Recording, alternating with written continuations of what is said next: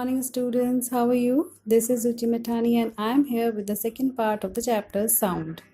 Students, in this chapter, we will discuss the following topics of this chapter: amplitude, time, period, and frequency of vibrations, characteristics of sound, audible and inaudible sounds, noise and music, and noise pollution. So let us start with the very first topic, that is amplitude. Student, we have learned in the previous class that vibrations are defined as the to and fro motion of an object. It means कि to and fro motion जो होता है इसकी वजह से ही आपका vibration का एक movement होता है, and it is also called the oscillatory motion. So students, amplitude क्या होता है? अब हमारा टॉपिक है amplitude. It is defined as the maximum distance of vibrating object from its mean position. It means कि कोई भी अगर ऑब्जेक्ट वाइब्रेशन में है तो उसके मीन पोजीशन से जितना भी सबसे हाईएस्ट जितना भी डिस्टेंस वो कवर करेगा, that is called the amplitude, and it is denoted by the letter A, and the SI unit to measure it is metre. Okay, next is frequency. The number of vibrations or oscillations per second is called its frequency. It means कि एक second में कितनी बार जो है oscillation या vibrations हो रहे हैं, that is called the frequency. The formula to find out the frequency is number of oscillations or vibrations divided by the time. कि कितने टाइम में vibrations हो रहे हैं, that is the formula of frequency. And it is expressed in hertz. ठीक है, जैसे हमारी एसआई यूनिट एम्पलीट्यूड की मीटर है, ऐसे ही अगर हम फ्रीक्वेंसी को मेज़र करते हैं और उसको एक्सप्रेस करना है तो हम करेंगे हर्ट्स में, और इसका जो शॉर्ट फॉर्म होता है that is H Z, and it is denoted by the letter F or V. Okay, next topic is time period. Students, the time required to produce on complete one oscillation is called time period. It means कि अगर हमारा एक oscillation हो रहा है, यानी कि एक टो और फ्रो, दो मोशन जो होते हैं टो एंड फ्रो, आगे जाना और पीछे आना, उसे पूरा कंप्लीट होने में जितना टाइम लगता है that is called the time period, and it is calculated by the formula time period equal to time upon number of oscillations और वाइब्रेशंस. ठीक है, और एक और फॉर्मूला होता है, अगर सपोज हमें फ्रीक्वेंसी दी है then time period equal to 1 upon frequency. As you see in the picture, students, there's a complete graph of amplitude, time period and frequency of sound wave. In this picture there's a amplitude. अब देखो जो blue line है that is the movement of या vibration of an object. ठीक है, तो amplitude का मतलब होता है कि maximum distance covered by a या फिर मीन पोजीशन से. ठीक है ना, तो maximum distance between the mean position and the one part of the vibration, that is to और fro, that is the amplitude. It is denoted by A. And time period, the time required to produce one complete oscillation, यानी कि to and fro, यानी कि ऊपर का एक movement और एक नीचे का मूवमेंट, कंप्लीट ऑसिलेशन को जो कंप्लीट होने में टाइम लगेगा, that is called the time period. और फ्रीक्वेंसी, जैसे आपको पहले बताया, frequency means the number of vibration or oscillation per second, it is called the frequency. ठीक है, अब आते हैं अपने नेक्स्ट टॉपिक पे, that is characteristics of sound. The first जो हम कवर करेंगे that is loudness. Loudness of sound is proportional to the square of amplitude of the vibration produce the sound. It means कि loudness का मतलब होता है कि जितना amplitude होता है, amplitude का मतलब to and fro motion में जितना ज़्यादा distance cover हो रहा है, that is called the amplitude. तो वो होती है, उसका just square अगर हम करते हैं, that is the loudness, and it is measured in decibel. ठीक है, और the short form is dB unit. Okay. Next is shrillness और पिच. श्रिलनेस और पिच का मतलब होता है frequency of sound determine the shrillness और पिच ऑफ द साउंड.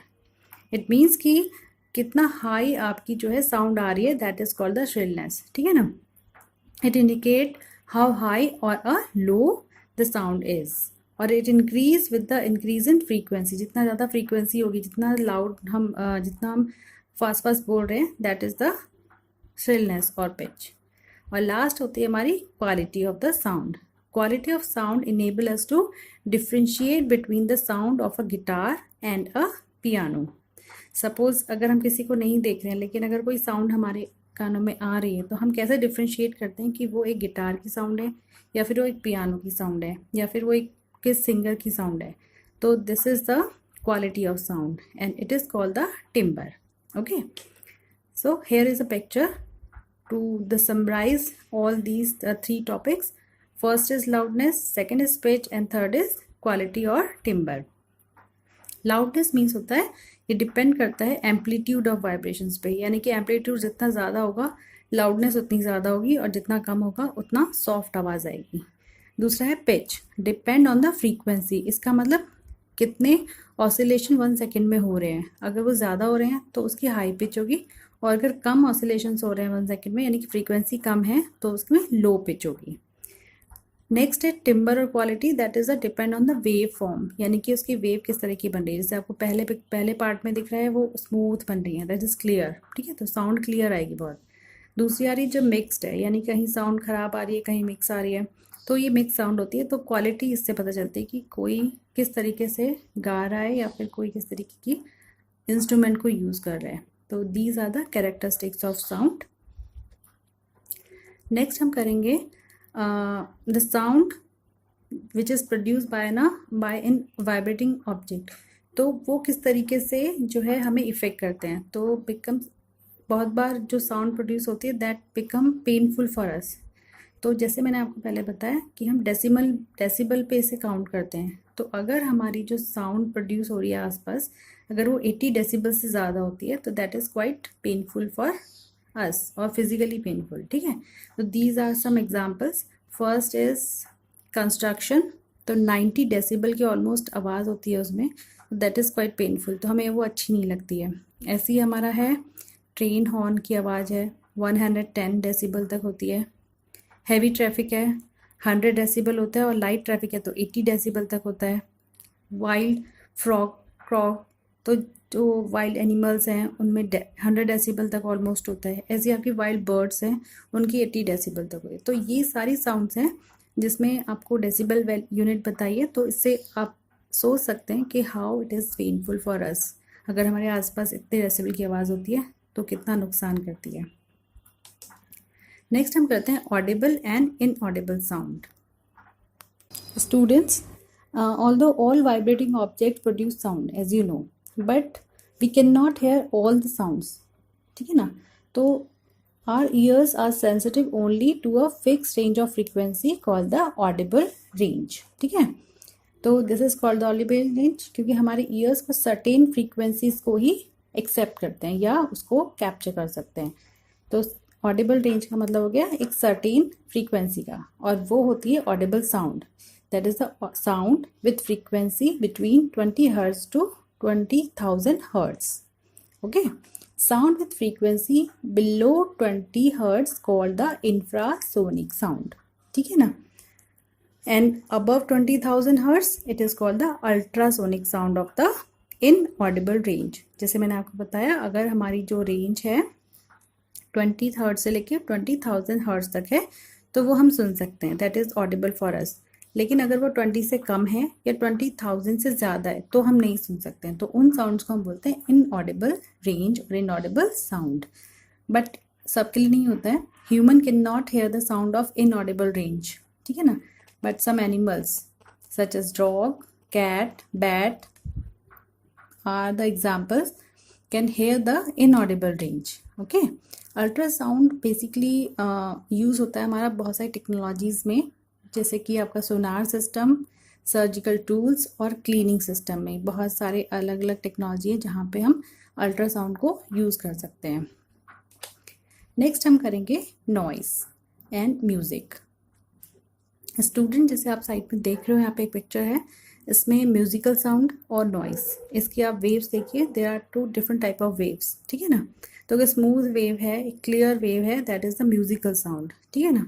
और दूसरी है नॉइस, जिसमें आपकी वेव्स है वो कितना अनक्लियर, थोड़ा सा मिक्सड हो रखी है, that is the waves of noise, है ना।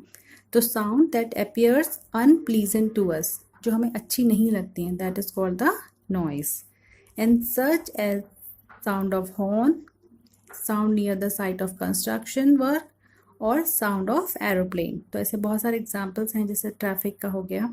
तो these are the examples of noise which create the noise, ठीक है ना। Second one is the sound that appears pleasant to us, जो हमारे कानों को अच्छी लगती है सुनने के लिए, जैसे म्यूजिकल साउंड होती है, ठीक है। तो these are the musical sound जो हमारे कानों को प्लीजेंट लगे, अच्छी लगे, जैसे साउंड ऑफ गुड सिंगर, ठीक है ना। सॉन्ग कोई गा रहा है अच्छा सिंगर, तो उसकी आवाज़ हमें अच्छी लगेगी, दैट इज़ द म्यूजिक। तो this is the difference between noise and music. Next is noise pollution. अब नॉइस आपको पता चल गया कि नॉइस मतलब जो अनप्लीजेंट लगती है। ऐसे ही आपका लाउड और excessive sound is unbearable to our ears is called the noise, यानी कि जो हमारे कान नहीं सुन सकते हैं, थोड़ी देर तक हम सुनते हैं, मुश्किल होती है, लेकिन वो अनबियरेबल हो जाता है, यानी कि बहुत देर के बाद हम उसे सहन भी नहीं कर सकते हैं, अनबियरेबल हो जाता है, दैट इज़ द नॉइस। और unwanted and excessive sound in our environment create noise pollution. Continuous process में अगर नॉइस होती जाती है तो it create noise pollution in our environment. Students, इस पिक्चर में आप देख सकते हो there are the different ways by which the noise pollution created.